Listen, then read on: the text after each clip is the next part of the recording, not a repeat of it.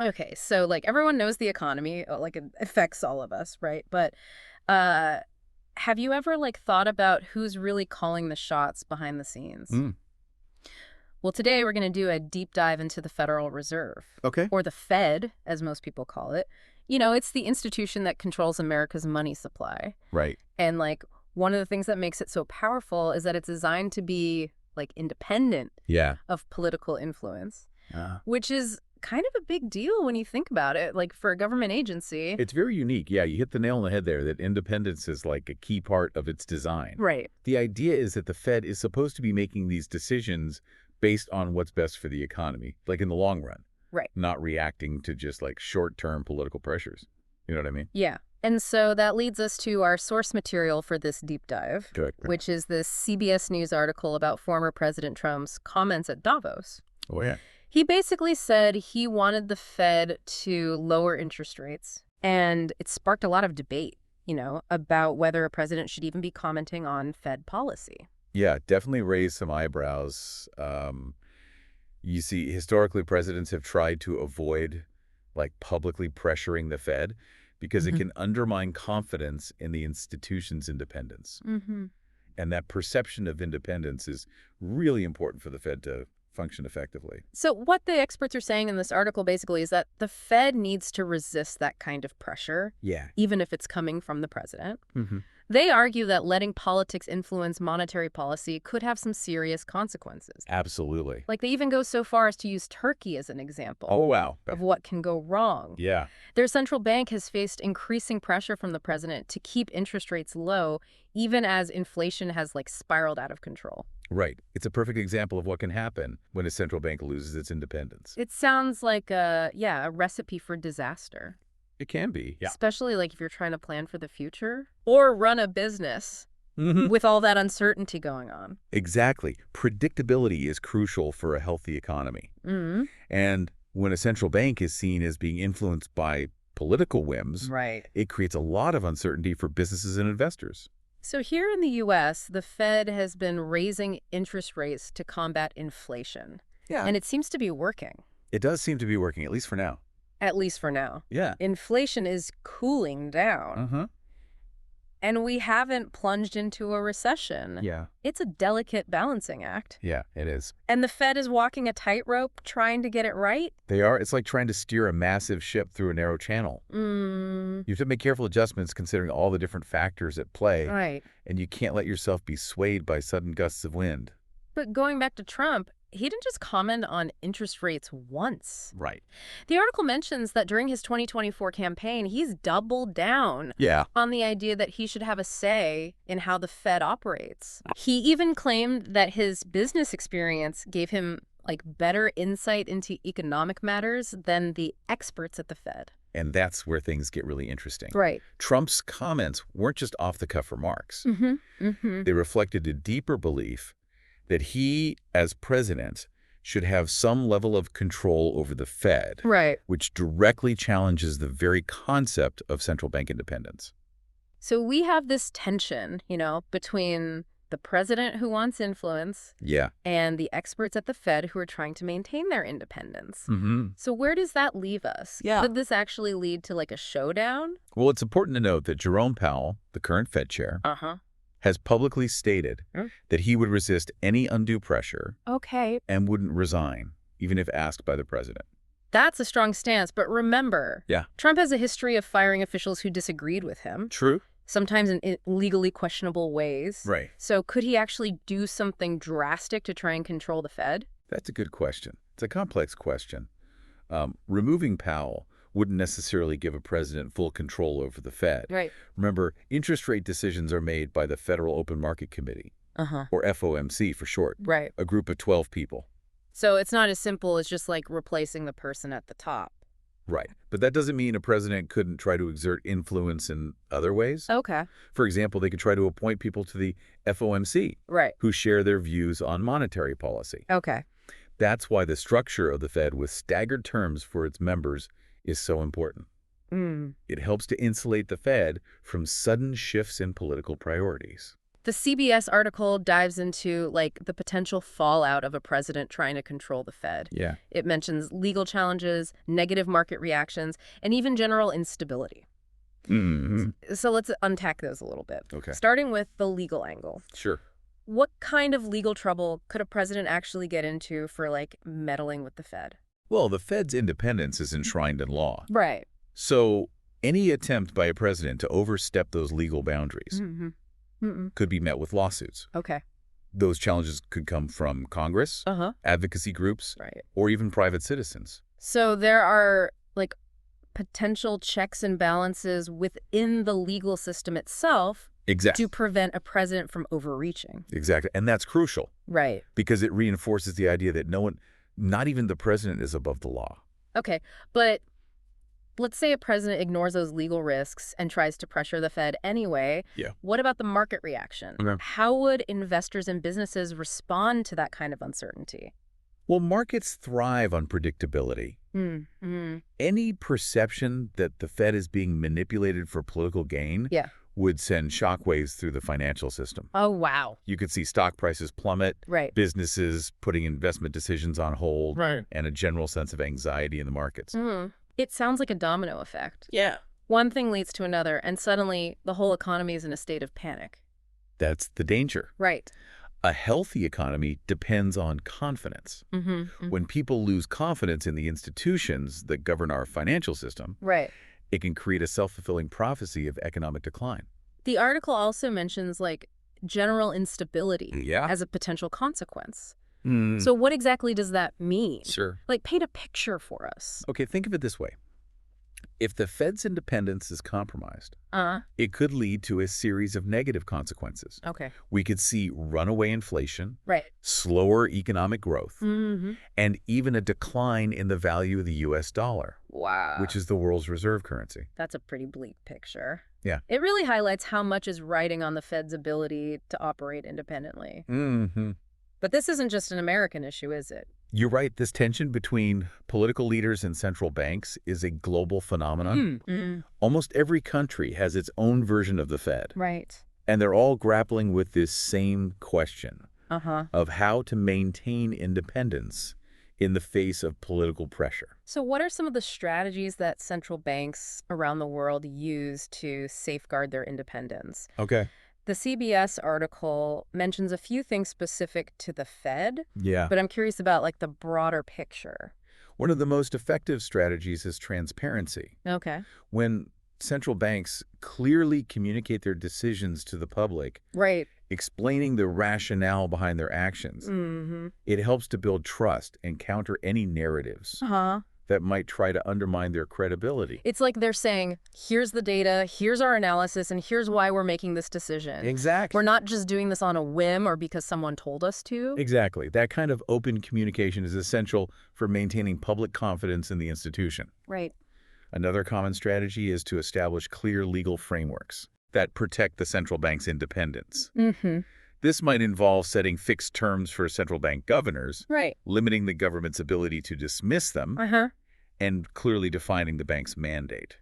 That makes sense. But even with those legal safeguards in place, Right. there's always the risk of a political leader trying to exert influence through more subtle means. Absolutely. That's why it's so important for central banks to have strong leadership. Yeah. People who are willing to stand up for their institution's independence, even when it's difficult. Think of it like a referee in a sporting event. Okay. They need to make tough calls, even if it means upsetting one of the teams. Right. And they need to have the integrity to resist pressure from outside forces. That's a great analogy. Central bank leaders need to have that same kind of backbone Right. to ensure that they're making decisions based on what's best for the economy, not what's politically expedient. So let's zoom out a bit and bring this back to our listener. Okay. Why should they care about all of this? Yeah. How does the independence of a central bank, actually affect their everyday life? It affects them in more ways than they probably realize. Right. The decisions made by the Fed and the degree to which it can operate independently have a direct impact on interest rates on loans, the value of your savings, Right. and the overall health of the economy. So when we talk about the Fed, we're not just talking about some abstract concept. We're talking about something that affects your wallet, Yeah. your job security, Uh-huh. your ability to plan for the future. Precisely. It's a topic that deserves our attention and understanding. Mm. And it's a conversation that we need to be having not just in the United States, but around the world. Okay, before we move on, I want to circle back to something you said earlier about the global nature of this issue. Yeah. The article focuses on the U.S. Right. But you mentioned that this tension between political leaders and central banks is playing out in other countries as well. It is, and it's taking different forms in different places. Yeah. For example, in some countries, central banks are legally mandated to prioritize price stability above all else. Okay. This is often seen as a way to insulate them from political pressure, to stimulate the economy in the short term, Right. even if it means risking higher inflation down the road. So it's like building a firewall between the central bank and like the political whims of the moment. Exactly. But there are other approaches as well. Okay. Some countries have adopted a more collaborative model where the government and the central bank work together to set economic policy. Okay. This can be effective, but it requires a high level of trust and a shared commitment to long-term economic stability. It sounds like there's no one-size-fits-all solution. Right. Each country has to find its own balance, considering its unique political and economic circumstances. You've got it. And that's why it's so important to understand the nuances of this issue. Right. There are no easy answers. But by having these conversations and exploring different perspectives, we can hopefully move towards a more informed and responsible approach to managing our economies. I like that. Informed and responsible. That's what we're all about here on the Deep Dives. We're not just presenting information. We're encouraging our listeners to think critically and engage with these complex issues. Exactly. We want our listeners to walk away from this deep dive, not just informed, but empowered to participate in these vital discussions. Speaking of engaging with the material, let's shift gears and bring this back to our listener. Okay. What are some of the key takeaways that you want them to remember from this deep dive? I think the most important takeaway is the independence of central banks, whether it's the Fed in the United States or its counterparts around the world, is not some abstract concept. Right. It has a direct and tangible impact on all of our lives. It affects everything from the interest rates we pay on loans to the value of our savings to the prices we pay for goods and services. Yes, exactly. It's woven into the fabric of our daily lives, even if we don't always realize it. And that's why it's so important to understand the role that central banks play in our economies. Right. And to be aware of the potential consequences when their independence is threatened. It's like understanding how the engine of a car works. Okay. You don't need to be a mechanic to drive a car, but it's helpful to have a basic understanding of how the engine functions so that you can spot potential problems and take steps to prevent them. I love that analogy. Yeah. It perfectly captures the essence of why we're doing this deep dive. Right. We want to equip our listeners with the knowledge they need to be informed citizens and to participate in the important debates that are shaping our economic future. So as we wrap up this deep dive into the world of central bank independence, I want to leave our listeners with a question to ponder. Right. We've talked about the potential risks of political interference, but we also touched on the idea that different countries have different approaches to this issue. Right. There's no one-size-fits-all solution. Each country has to find its own balance, considering its unique political and economic context. And that brings us to our final thought for the listener, given all that we've discussed. What do you think is the ideal balance of power between a political leader and a central bank? That's a great question. Where should the line be drawn? It's a question with no easy answers, but it's one that we all need to be thinking about. Yeah, it really is a question worth thinking about, right? Because at the end of the day, we're talking about the foundation of our entire economic system.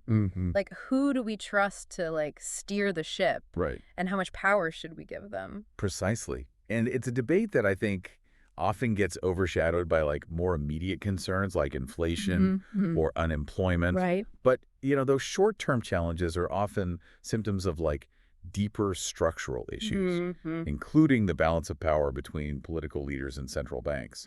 It's like we're treating the symptoms, but not addressing the underlying cause. Right. We get so caught up in the day-to-day, you know, economic headlines that we don't always step back and consider the bigger picture. That's a great point. And I think, you know, this deep dive has hopefully given our listeners some food for thought. Right. In that regard, it's not just about understanding how the Fed works. It's about understanding the broader context in which it operates. Right. And the delicate balance of power that underpins our entire financial system. And as we've seen, that balance is constantly being tested, right? Oh, yeah, for sure. There's always pressure from politicians to influence monetary policy, whether it's to stimulate the economy before an election or to keep interest rates low to benefit certain industries. It's a constant tug of war. Right. And the stakes are incredibly high. When central banks lose their independence, the consequences can be devastating. Right. We've seen that play out in countries like Turkey, where hyperinflation has eroded the value of people's savings. Right. And created widespread economic hardship. It's a cautionary tale. It is. For sure, and it highlights why this issue is so important, not just for economists and policymakers, but like for everyone. Yeah. The decisions made by central banks and the degree to which they can operate free from political pressure have a direct impact on our lives. They do. They affect the jobs we have, the homes we can afford, the futures we can plan for. Right. And that's why, it's so crucial for us to be engaged in this conversation. Right.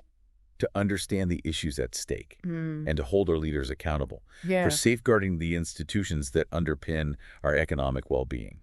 So as we leave our listeners to contemplate this complex and vital issue, I want to offer one final thought. Okay. We've talked a lot about the risks of political interference in central bank policy, but there's another side to this coin, right? Oh, I'm intrigued. Tell me more. What about the risk of central banks becoming too insulated from democratic accountability? If they're completely independent, operating in a black box with no oversight, couldn't that also be problematic? That's a fascinating point. You're right. It's not as simple as saying independence is always good. Right. And political influence is always bad. There needs to be a balance. Central banks need to be accountable to the public. Right. Even as they maintain their independence in setting monetary policy. Exactly. It's like any other institution in a democracy. Yeah. There needs to be a system of checks and balances to ensure that power is used responsibly and that those in positions of authority are ultimately accountable to the people they serve. And that's where things get really tricky. Right. How do you strike that balance? Right. How do you ensure that central banks have the freedom to make tough decisions, sometimes unpopular decisions, while also being held accountable for their actions? Right. It's a question that each country has to grapple with. Yeah. And there's no easy answer. Right. But it's a question that's worth asking. Absolutely. And it's a conversation that we need to keep having. Absolutely. And I think that's a perfect note to end on. Okay. We've explored a lot of ground today, but we've only scratched the surface of this complex and multifaceted issue. So we encourage our listeners to keep diving deep. Yes. To continue exploring these questions and to make their voices heard in this crucial debate. Because ultimately, the future of our economy and the well-being of our societies depends on finding the right balance between independence and accountability, between expertise and democratic oversight. And on that thought-provoking note, we'll wrap up this deep dive into the world of central bank independence. Great. Don't forget to join the conversation on our social media channels. Yes. We're eager to hear your thoughts on this critical issue. Until next time, keep questioning, keep learning, and keep diving deep.